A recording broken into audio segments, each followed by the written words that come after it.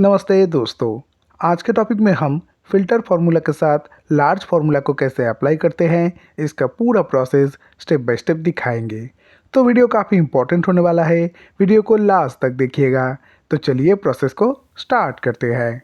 तो दोस्तों यहाँ पे देखिए हमने मार्क्स स्टेटमेंट नाम से एक टेबल को डिज़ाइन किया है, जहाँ पे हमने लिया है roll number, student name, class, total marks. और राइट साइड में यहाँ पे देखिए सबसे पहले हमने यहाँ पे लिया है रैंक। दोस्तों जब हम रैंक के अंदर यहाँ पे लिखेंगे 1 तो टेबल में से टोटल मार्क्स के अकॉर्डिंग जिनका मार्क्स सबसे ज़्यादा होगा वो डेटा आपको यहाँ पे दिखाएगा। जब हम यहाँ पे लिखेंगे 2 तो सेकंड पोजीशन में जिनका मार्क्स होगा उसका डेटा आपको यहाँ पे दिखाएगा। तो फिलहाल रैंक के अंदर हम यहाँ पे लिखेंगे 1 और रोल नंबर के यहाँ पे हम फॉर्मूला को अप्लाई करेंगे। तो फॉर्मूला में आपको लिखना है इक्वल फिल्टर ब्रैकेट ओपन। सबसे पहले आपको यहाँ पे देना है एरे। तो एरे में आपको टेबल में से पूरे डेटा को यहाँ पे सिलेक्ट करना है। सिलेक्ट करने के बाद आपको यहाँ पे देना होगा कॉमा। कॉमा देने के बाद आपको यहाँ पे देना है इंक्लूड। तो इंक्लूड में हम यहाँ पे टोटल मार्क्स के ऊपर बेस करके फ़िल्टर को अप्लाई करेंगे। तो इसके लिए टोटल मार्क्स के पूरे डेटा को यहाँ पे आपको सिलेक्ट करना है। सिलेक्ट करने के बाद आपको यहाँ पे लार्ज फार्मूला को अप्लाई करना है। तो यहाँ पे लिखेंगे इक्वल लार्ज ब्रैकेट ओपन। अब आपको यहाँ पे देना होगा एरे। तो एरे में टोटल मार्क्स के पूरे डेटा को हम यहाँ पे सिलेक्ट करेंगे।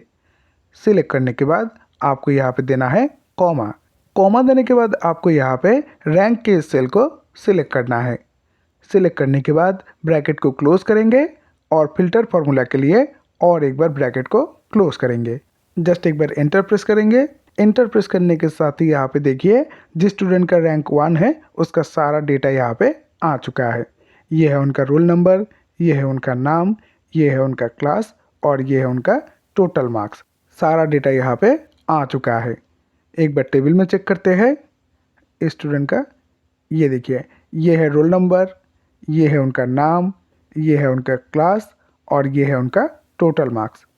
और फॉर्मूला के अंदर यहाँ पे देखिए ये है उनका रोल नंबर, ये है उनका नाम, ये है उनका क्लास और ये है उनका टोटल मार्क्स। सारा डेटा देखिए यहाँ पे मैच हो चुका है। अब हम दोस्तों इनको सिलेक्ट करेंगे। सिलेक्ट करके इनके अलाइनमेंट को सेंटर करेंगे। तो सिलेक्ट करने के बाद आपको जाना होगा होम टैब में। होम टैब में जाने के बाद यहाँ से आपको सेंटर अलाइन में जाके क्लिक करना है। क्लिक करने के साथ ही यहाँ पे देखिए इनका अलाइनमेंट सेंटर हो चुका है। अब मैं दोस्तों यहाँ पे रैंक को चेंज करूँगा और यहाँ पे लिखूँगा 2। लिखने के साथ ही यहाँ पे देखिए दूसरे पोजीशन में जो स्टूडेंट है उसका डेटा यहाँ पे आ चुका है। ये है उनका रोल नंबर, ये है उनका नाम, ये है उनका क्लास और ये है उनका टोटल मार्क्स। सारा डेटा यहाँ पे आ चुका है। अब हम यहाँ पे रैंक को चेंज करके यहाँ पे लिखेंगे 5। लिखने के साथ ही यहाँ पे देखिए ये है उनका रोल नंबर, ये है उनका नाम, ये है उनका क्लास और ये है उनका टोटल मार्क्स। सारा डेटा यहाँ पे आ चुका है। आप अपने हिसाब से किसी भी रैंक को लिख के ईजिली डेटा को फाइंड कर सकते हो। अब मैं यहाँ पे और एक रैंक को लिखूँगा। यहाँ पे हम लिखेंगे 10।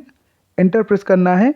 एंटर प्रेस करने के साथ ही यहाँ पे देखिए ये है उनका रोल नंबर, ये है उनका नाम, ये है उनका क्लास और ये है उनका टोटल मार्क्स।